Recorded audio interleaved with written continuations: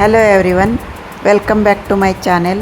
ಇವತ್ತಿನ ವಿಡಿಯೋದಲ್ಲಿ ಹೀರೆಕಾಯಿ ಸಿಪ್ಪೆಯಿಂದ ಒಂದು ರುಚಿಯಾದ ಚಟ್ನಿಯನ್ನು ಮಾಡುವ ವಿಧಾನವನ್ನು ಶೇರ್ ಮಾಡ್ತಾ ಇದ್ದೇನೆ.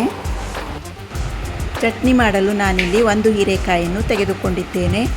ಅದರ ಸಿಪ್ಪೆಯನ್ನು ನಾವೀಗ ತೆಗೆದುಕೊಳ್ಳೋಣ. ಈ ರೀತಿಯಾಗಿ ಮಧ್ಯದಲ್ಲಿ ಕಟ್ ಮಾಡಿ ಸಿಪ್ಪೆಯನ್ನು ತೆಗೆದುಕೊಂಡ್ರೆ ಆಯಿತು. ವೀಕ್ಷಕರೇ, ಈಗಾಗಲೇ ಹೀರೆಕಾಯಿ ಚಟ್ನಿ ಹಾಗೂ ಹೀರೆಕಾಯಿಯಿಂದ ಮಾಡುವ ಸಾಂಬಾರನ್ನು ನಾನು ಮಾಡಿ ತೋರಿಸಿದ್ದೇನೆ. ರೆಸಿಪಿ ನನ್ನ ಚಾನೆಲ್ನಲ್ಲಿದೆ, ಯಾರಾದರೂ ಬೇಕಾದರೆ ಚೆಕ್ ಮಾಡಿಕೊಳ್ಬೋದು. ಹೀರೆಕಾಯಿ ಸಿಪ್ಪೆಯಲ್ಲಿ ನಾರಿನ ಅಂಶ ತುಂಬಾ ಇದೆ. ಕಸದಿಂದ ರಸ ಅನ್ನುವ ಹಾಗೆ ಇದರಿಂದ ಒಂದು ಆರೋಗ್ಯಕರವಾದ ಚಟ್ನಿಯನ್ನು ಮಾಡೋಣ. ಚಟ್ನಿ ಮಾಡಲು ಒಂದು ಬಾಣಲೆಯನ್ನು ಬಿಸಿಗಿಟ್ಟು 1.5 ಚಮಚ ಉದ್ದಿನಬೇಳೆಯನ್ನು ಹಾಕಿ 1 ಡ್ರಾಪ್ ಎಣ್ಣೆಯನ್ನು ಸೇರಿಸಿ ಹುರಿಯಬೇಕು.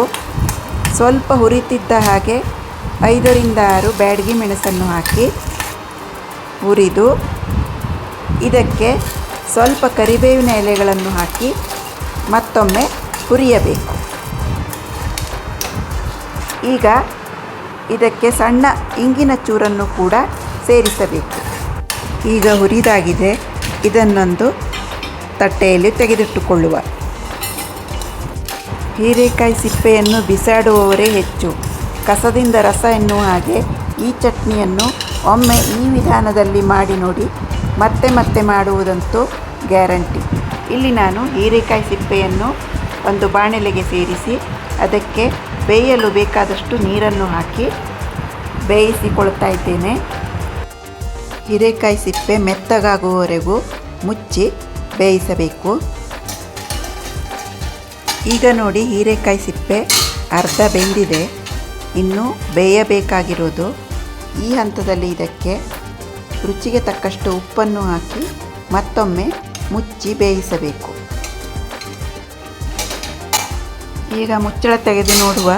ನೋಡಿ, ಹೀರೆಕಾಯಿ ಸಿಪ್ಪೆ ಚೆನ್ನಾಗಿ ಬೆಂದಿದೆ.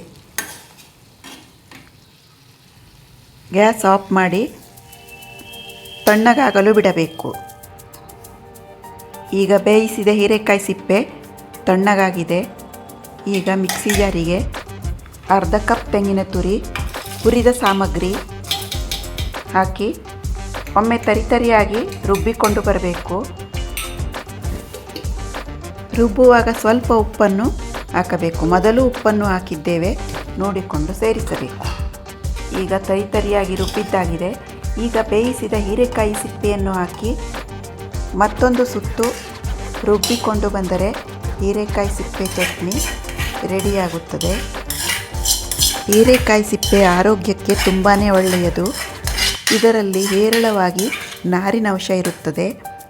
ಈ ಚಟ್ನಿಯನ್ನು ನಾನು ಮಾಡಿದ ರೀತಿಯಲ್ಲಿ ಒಮ್ಮೆ ಮಾಡಿ ನೋಡಿ, ಹೇಗಿದೆ ಅಂತ ಕಮೆಂಟ್ ಮೂಲಕ ತಿಳಿಸಿ. ಈಗ ಚಟ್ನಿಯನ್ನು ರುಬ್ಬಿದ್ದಾಗಿದೆ. ನೋಡಿ, ಈ ಥರ ತರಿತರಿಯಾಗಿ ರುಬ್ಬಬೇಕು, ತೀರಾ ನೈಸಾಗಿ ರುಬ್ಬಬಾರದು. ಈ ಚಟ್ನಿಗೆ ಈಗ ಒಂದು ಗಮ್ಮತ್ತಿನ ಒಗ್ಗರಣೆ ಹಾಕಿದರೆ ರುಚಿಯಾದ ಹೀರೆಕಾಯಿ ಸಿಪ್ಪೆಯ ಚಟ್ನಿ ರೆಡಿಯಾಗುತ್ತದೆ. ಈಗ ಒಗ್ಗರಣೆಗೆ ಒಂದು ಬಾಣಲೆ ಬಿಸಿಗಿಟ್ಟು 1 ಚಮಚ ಎಣ್ಣೆ ಹಾಗೂ 1/4 ಚಮಚ ಸಾಸಿವೆಯನ್ನು ಹಾಕಿ ಅದು ಸಿಡಿದ ನಂತರ ಒಣಮೆಣಸು ಹಾಗೂ ಇಂಗನ್ನು ಹಾಕಿ ರುಬ್ಬಿಟ್ಟ ಚಟ್ನಿಗೆ ಹಾಕಿದರೆ ಸವಿಯಲು ಸಿದ್ಧವಾಗಿದೆ. ಈ ಚಟ್ನಿ ಬಿಸಿ ಬಿಸಿ ಅನ್ನ, ದೋಸೆ, ಚಪಾತಿ, ರೊಟ್ಟಿ ಎಲ್ಲವುದಕ್ಕೂ ತುಂಬಾ ಚೆನ್ನಾಗಿರುತ್ತೆ. ಈ ವಿಡಿಯೋ ನಿಮಗೆ ಇಷ್ಟವಾದಲ್ಲಿ ಲೈಕ್, ಶೇರ್, ಕಮೆಂಟ್ ಮಾಡಿ. Thank you for watching.